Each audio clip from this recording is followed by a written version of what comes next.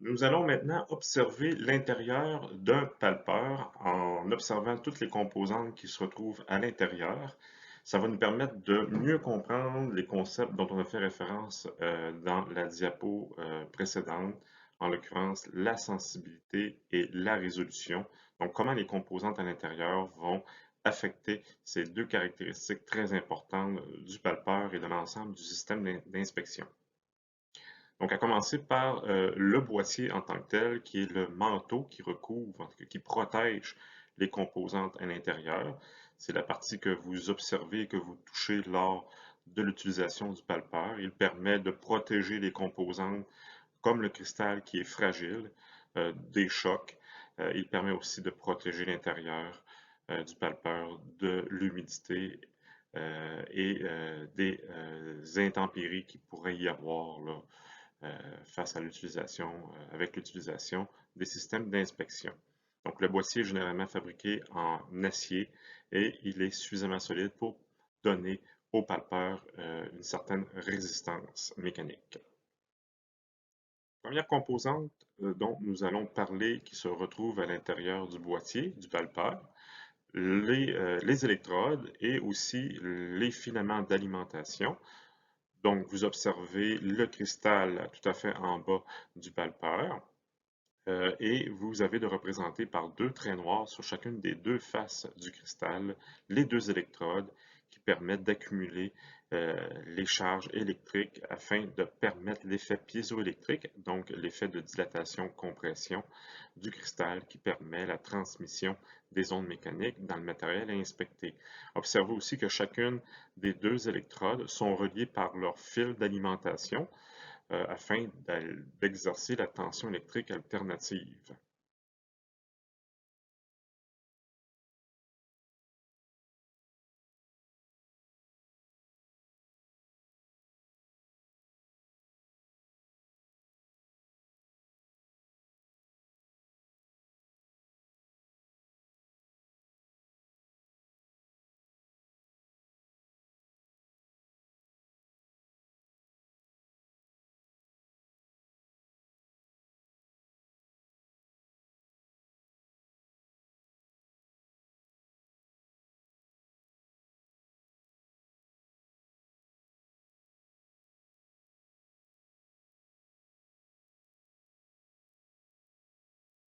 Donc, pour compléter avec la question des électrodes et des fils d'alimentation, il est bon de mentionner que certains palpeurs contiennent aussi une mise à la terre. Donc, il faut faire la différence entre deux types de palpeurs, en l'occurrence ceux dont le cristal est protégé et ceux dont le cristal n'est pas protégé. Donc, rappelons que l'utilisation du quartz comme cristal fait en sorte que ce dernier n'a pas besoin d'être protégé, étant donné la très forte dureté et résistance à l'usure du quartz. Donc, dans ce cas-ci, le cristal est en contact direct, la face inférieure du cristal est en contact direct avec le matériel. Et donc, on ne peut pas apposer une deuxième électrode sur la face d'en dessous du cristal. De sorte que c'est la pièce métallique, conductrice de courant, elle-même qui joue le rôle de l'électrode d'en dessous du cristal. Et le cercle rouge entourant une composante qui s'appelle la mise à la terre permet de montrer que la tension électrique est appliquée entre l'électrode apposée sur le dessus du cristal et la pièce elle-même. Donc, ça permet aussi au cristal en quartz d'offrir un très bon rendement parce que la pellicule de protection, elle fait en sorte qu'une partie du son ou de l'effet de vibration est absorbée. Donc, l'inexistence d'une électrode ainsi que d'une pellicule de protection en dessous du cristal permet d'améliorer un peu la sensibilité lorsqu'on décide d'utiliser le quartz comme cristal. Et sur le palpeur de droite, on observe bien qu'il y a une deuxième électrode d'apposer sur la face d'en dessous du cristal ainsi que la pellicule de protection. C'est le cas des palpeurs avec lesquels vous avez travaillé lors des activités en laboratoire par contact. Nous allons mettre en évidence le fait que les palpeurs sont construits de manière à émettre des ondes sonores d'une certaine longueur d'onde donnée et en fonction du matériel pour une certaine fréquence donnée. Donc, ils sont construits de manière à vibrer selon ce qu'on appelle une fréquence naturelle, qui dépend des dimensions, non seulement du palpeur, mais plus exactement des dimensions du cristal. Donc, c'est la construction du palpeur qui décide de sa fréquence. Il est bon de rappeler, il est extrêmement important de rappeler que lorsqu'on veut travailler avec des fréquences différentes, comme par exemple dans le but de modifier la résolution, modifier surtout aussi la sensibilité, ben, il faut remplacer le palpeur. On ne peut modifier la fréquence de travail d'inspection par un ajustement d'un paramètre sur l'appareil avec le même palpeur. Il faut absolument modifier le palpeur avec une construction différente, avec un cristal différent, avec un cristal de dimension différente. Donc, la fréquence naturelle des palpeurs est directement déterminée par les dimensions du cristal. Plus exactement, l'épaisseur du cristal. C'est elle qui va déterminer la fréquence de vibration euh, de l'onde mécanique qui est générée par le palpeur. Donc le cristal, il est taillé à une épaisseur qui va faire en sorte que lorsque l'effet piézoélectrique va être appliqué sur le cristal, il va automatiquement générer une onde dont la longueur d'onde correspond au double de la taille du cristal. Donc, autrement dit, l'épaisseur du cristal correspond à la demi-longueur d'onde de l'onde qui est générée par ce cristal-là. Et la fréquence, elle, oui, va être bien entendu fonction de la longueur d'onde, mais elle va aussi être déterminée par la nature du matériel, donc la vitesse des ondes longitudinales. Donc la fréquence va donc être déterminée par la vitesse du son divisée par 2 fois l'épaisseur du cristal. Remarquez que lorsque vous utilisez un palpeur, il est identifié par la fréquence, comme par exemple un palpeur que vous avez utilisé souvent lors de vos activités, 2,25 MHz. Il faut être conscient que cette fréquence de 2,25 MHz dépend, oui, bien sûr, de l'épaisseur du cristal dans le boîtier, mais il dépend aussi de la nature du matériau. Donc le 2,25 MHz, c'est pour l'acier. Donc, il faut être conscient que lorsqu'on utilise un palpeur d'identifier comme 2,25 MHz de fréquence, lorsqu'on l'utilise pour inspecter de l'aluminium, dont la vitesse est un peu plus rapide, la vitesse des ondes est un peu plus rapide que dans l'acier, en réalité, la fréquence n'est plus de 2,25 MHz. C'est la longueur d'onde qui est constante d'un matériel à l'autre, mais puisque la fréquence est aussi déterminée par la vitesse du son, la fréquence est donc légèrement modifiée. Donc, il faut se rappeler que les palpeurs sont identifiés par la fréquence lors des inspections dans l'acier, qui est le matériel le plus souvent inspecté dans l'industrie. En inspection par ultrason, il est primordial de comprendre les conséquences et les impacts et les implications lorsque l'on décide de changer la fréquence d'inspection. Par exemple, on peut décider de changer le palpeur lorsqu'on veut augmenter la sensibilité. Donc, par exemple, si vous voulez être capable de détecter des défauts plus petits, vous devez donc changer le palpeur et choisir une fréquence plus élevée que le palpeur précédent. Donc, ça, c'est des choses qu'on a vues au départ au chapitre 3.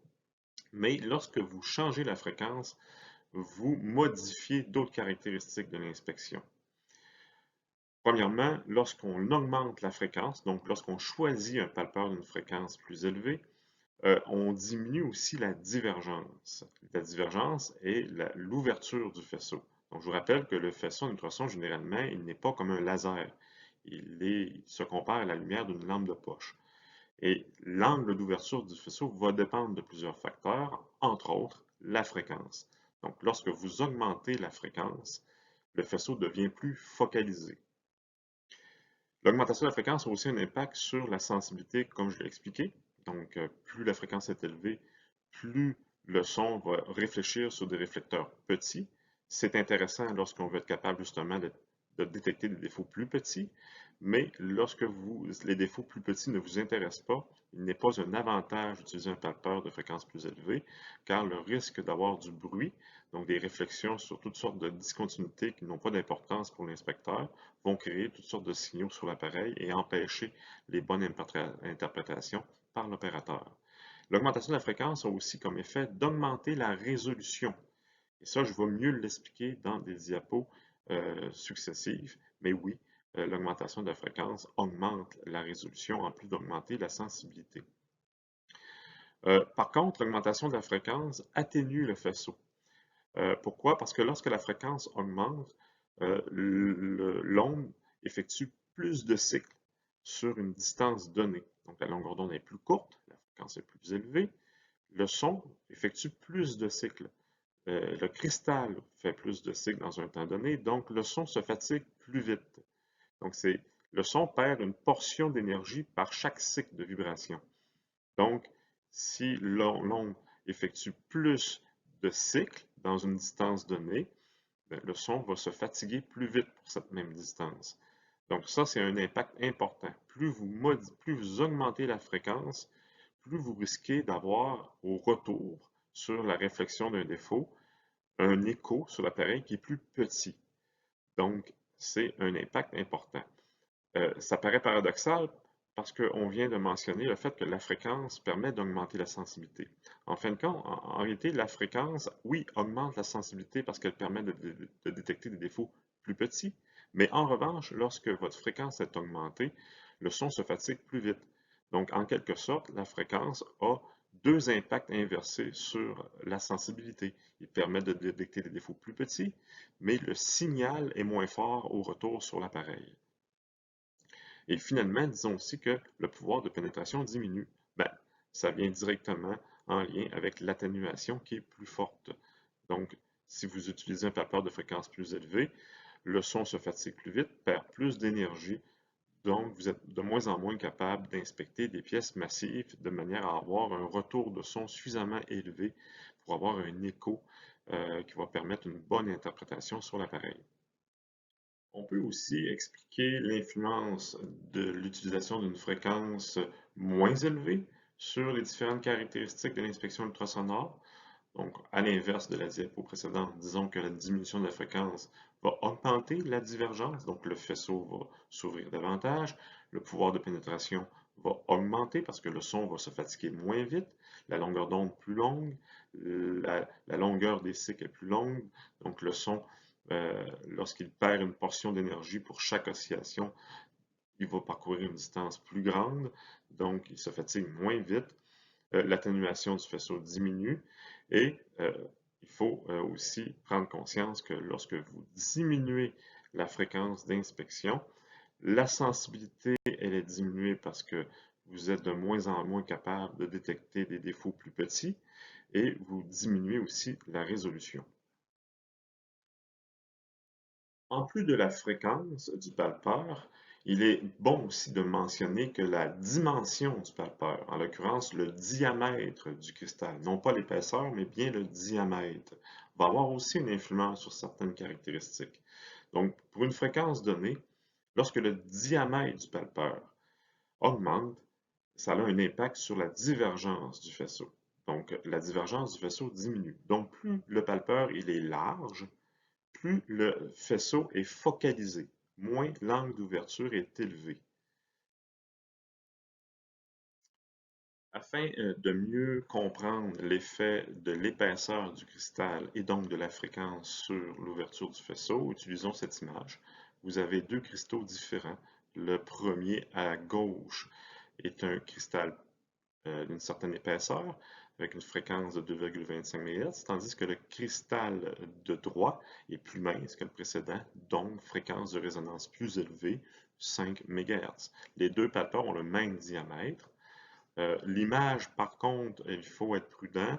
On voit ici de représenter au bout de chacun des palpeurs les bords du faisceau. L'image ne permet pas de mettre suffisamment en évidence les différences d'ouverture du faisceau, mais il faut rappeler que le cristal de gauche, en principe, à une fréquence plus faible, va générer un angle d'ouverture de faisceau plus large, plus ouvert, tandis que le 5 MHz, l'ouverture du faisceau va être moins élevée, le faisceau va être plus focalisé. Dans cette diapo, on met en évidence cette fois-ci l'influence du diamètre du palpeur sur l'angle d'ouverture. Donc, contrairement à la diapo précédente, On voit bien ici l'influence des deux palpeurs différents au niveau de leur diamètre sur l'ouverture du faisceau. Les deux palpeurs ont des épaisseurs identiques, donc des fréquences identiques, 2,25 MHz par exemple. Le palpeur de gauche a un diamètre de 1 pouce et le palpeur de droite 3/4 de pouce. Et on voit bien que le palpeur plus large a un faisceau moins ouvert par rapport au palpeur qui est plus étroit, qui lui permet un faisceau d'angle d'ouverture plus élevé. Donc, c'est un concept, c'est un facteur important en inspection ultrasonore parce que tout dépendant des conditions exigées lors des inspections, il peut être judicieux de choisir, par exemple, un palpeur avec un cristal plus étroit, l'angle d'ouverture étant plus élevé, la zone d'inspection est plus large, ce qui permet d'accélérer dans certains cas, dans le cas par exemple des pièces très grosses, très larges et plus minces, on va accélérer le rythme d'inspection et diminuer les temps d'inspection dans un but, par exemple, de diminuer les coûts d'inspection. Tandis qu'un palpeur plus large, qui va donc avoir comme effet de rendre le faisceau plus étroit, mais en même temps, le faisceau, en étant plus étroit, il est plus focalisé. Donc, il perd moins d'énergie aussi en parcourant une certaine distance. Donc, lorsque, par exemple, au contraire de la première situation, vous voulez cette fois-ci inspecter une pièce qui est de surface moins grande, mais beaucoup plus massive en profondeur et que vous voulez que le son parcourt une grande distance et avoir au retour un signal suffisamment élevé, bien, il est avantageux de focaliser le faisceau et donc d'utiliser un diamètre de palpeur plus large. Donc, je vous rappelle aussi que l'influence de la fréquence et du diamètre du palpeur sur l'angle d'ouverture a été étudiée aussi au chapitre 3 avec une formule sur l'angle d'ouverture. Donc ici, simplement, c'est un rappel sur l'influence de la fréquence et du diamètre du cristal sur l'angle d'ouverture du faisceau. Parlons maintenant de la qualité des palpeurs. Donc nous retrouvons sur le marché plusieurs séries de palpeurs dont le prix varie en fonction de la qualité, bien entendu. Mais aussi, les palpeurs, ils sont choisis en fonction principalement de trois caractéristiques. La dimension, la fréquence, bien entendu, mais aussi la série. Donc, sur le marché, généralement, on propose trois types de séries de palpeurs. Ils sont souvent identifiés par des lettres grecques, en l'occurrence la série alpha, la série gamma et la série delta. Ce sont les trois principales séries qu'on retrouve sur le marché. Les séries des palpeurs renvoient directement à l'amortisseur utilisé, au type de produit et à la quantité de produits amortisseurs utilisés dans la fabrication des palpeurs. On a vu lorsqu'on a étudié l'intérieur des palpeurs qu'il y avait un amortisseur dont le rôle est d'arrêter la vibration du cristal suite à une impulsion électrique. Donc, ça permet, comme on l'a vu, au cristal d'être rapidement à l'écoute au cas où il y a un train d'onde qui revient rapidement au palpeur et ainsi générer un signal clair à l'écran. Donc, c'est le produit amortisseur qui a le rôle d'arrêter le cristal suite à l'impulsion. Mais l'efficacité du produit amortisseur va varier d'un palpeur à l'autre. Et c'est à ça directement que renvoient les différents types de séries delta, gamma et alpha. Ils sont liés à la qualité de l'amortissement, l'efficacité de l'amortissement qui lui-même a un impact, comme on l'a vu, direct et important sur à la fois la sensibilité et la résolution. Donc, le choix d'une série au dépend d'une autre est fonction des exigences qu'on a posées au niveau de la sensibilité et de la résolution dans un contexte d'inspection en particulier. Caractéristiques des séries. Donc, ce que je vous montre ici, c'est une image très importante qui permet de mieux comprendre l'impact du produit amortisseur à l'intérieur d'un palpeur. Vous avez ici, pour chacune des trois séries dont on a fait référence précédemment, en l'occurrence la série alpha, gamma et delta, l'impact de la série ou de la qualité du produit amortisseur sur l'oscillation du cristal et donc, par le fait même, du train d'onde généré dans le matériel. Donc, observez les trois types d'oscillations. Elles sont différentes. Elles sont différentes d'une série à l'autre. Elles sont différentes selon deux points de vue. Premièrement, vous remarquez qu'elles sont identiques au niveau de leur longueur d'onde et de la fréquence si ces trois trains d'onde-là sont dans le même matériel. Donc, ils ont tous des longueurs d'onde identiques, ce qui est normal parce que les séries ne permettent pas de différencier les palpeurs au niveau de leur fréquence. Donc, vous avez ici, visiblement, trois trains d'onde générés par des cristaux d'épaisseur différente. Si vous faites l'exercice de mesurer la distance entre les pics et les sommets des différents cycles du train d'onde, vous allez vous apercevoir que les distances sont identiques pour les trois oscillations. Par contre, ce qu'on voit comme différence, c'est qu'on s'aperçoit que le nombre de cycles, le nombre d'oscillations est différent d'une série à l'autre. C'est pour la série alpha qu'on observe le moins nombre d'oscillations. Donc, si on compte le nombre de cycles, donc le nombre de fois, autrement dit, qu'on a, là où on peut aussi utiliser le nombre de pics, parce qu'il y a un pic supérieur par cycle, on remarque que dans la série alpha, on observe un premier, un deuxième et un tout petit troisième cycle qui apparaît. Donc, il y a visiblement trois cycles d'oscillation pour la série alpha. Si on fait le même exercice pour la série gamma, on s'aperçoit qu'il y a davantage d'oscillations. Si on les compte, on arrive à 1, 2, 3, 4, peut-être même 5 oscillations pour la série gamma. Et la série delta, on voit qu'il y a vraiment beaucoup plus d'oscillations. 1, 2, 3, 4, 5, 6, 7 oscillations. Donc, on voit ici très bien l'impact de la qualité du produit amortisseur.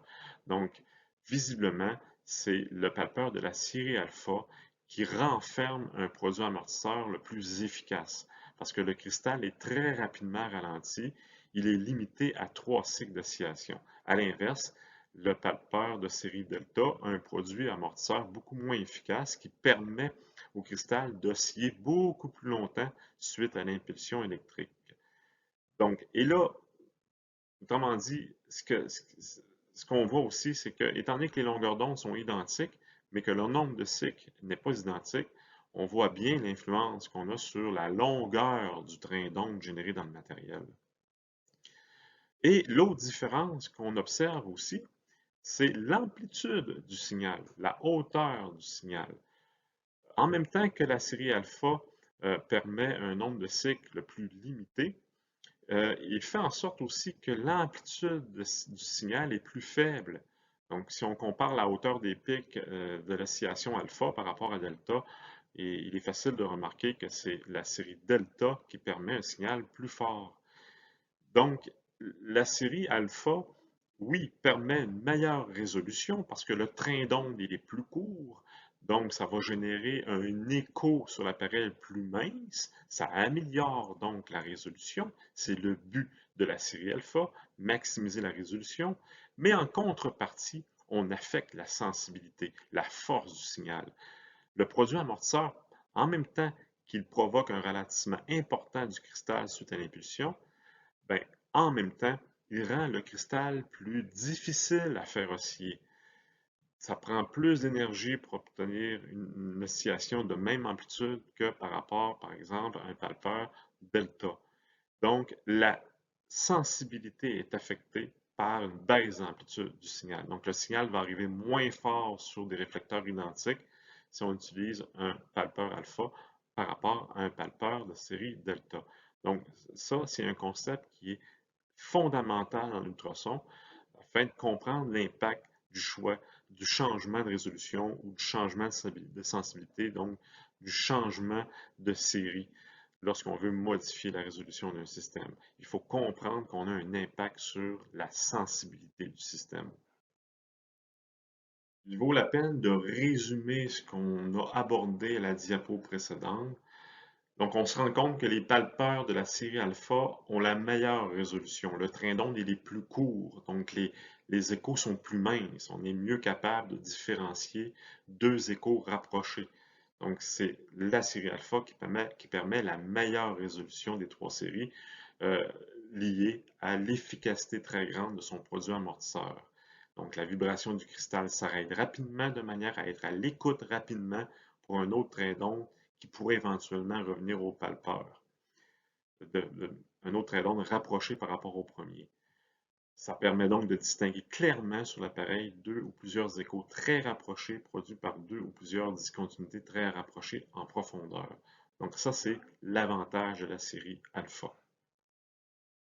Comme on l'a vu, en contrepartie, la série alpha, oui, permet la meilleure résolution, mais à l'inverse, elle offre la moins bonne sensibilité. Car comme on l'a dit, le cristal requiert plus d'énergie pour vibrer.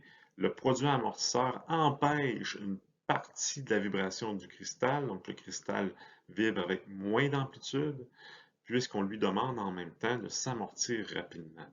Donc, la force du signal généré est moins élevée, donc sensibilité moins élevée. Ce qui a donc un impact sur la détection des petites continuités, malgré que la fréquence reste identique. Parce que les petites continuités réfléchissent moins d'énergie. Et donc, si la série alpha émet moins d'énergie, on devrait s'attendre à avoir des signaux moins élevés sur les petites discontinuités, donc rendre plus difficile la détection des petites discontinuités. Donc ça, c'est un concept extrêmement important en ultrason, ce qui permet de voir, il faut être conscient des impacts du choix de la modification d'une série sur la capacité de détecter des petits défauts.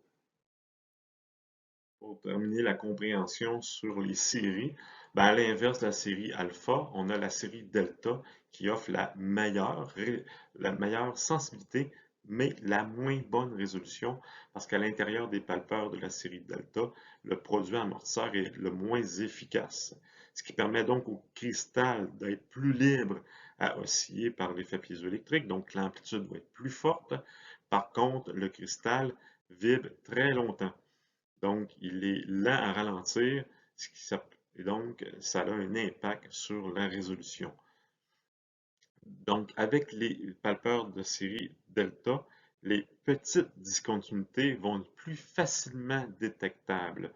Pas parce que on est capable de détecter des plus petits défauts, ça c'est l'influence de la fréquence, mais lorsque le son réfléchit sur les petits défauts qui réfléchissent moins d'énergie, le fait qu'au départ, le son avait beaucoup plus d'énergie parce que le cristal était beaucoup plus facile à faire vibrer, on a automatiquement un signal plus fort sur l'appareil lors de la réflexion sur des petits réflecteurs. Donc la sensibilité, elle est grandement améliorée par l'utilisation d'une série delta, par contre, au détriment de la résolution. Et qu'en est-il de la série gamma? La série gamma, c'est un compromis entre la série alpha et la série delta. Donc, la série alpha offre la meilleure résolution, mais la moins bonne sensibilité. La série delta, à l'inverse, offre la meilleure sensibilité, mais la moins bonne résolution. Mais lorsqu'on désire avoir un compromis entre les deux, donc avoir une sensibilité acceptable tout en ayant une résolution acceptable, ben, on va pouvoir faire le choix, par exemple, sur la série gamma. Donc, la série gamma n'a pas la meilleure résolution, n'a pas la meilleure sensibilité, mais il offre un bon compromis entre les deux. Et c'est justement ces palpeurs-là qui sont généralement utilisés lors des activités de laboratoire, malgré que de temps en temps, je peux donner un palpeur de série alpha aux étudiants afin de leur permettre de voir la différence sur le signal à l'appareil par rapport à un palpeur de série gamma.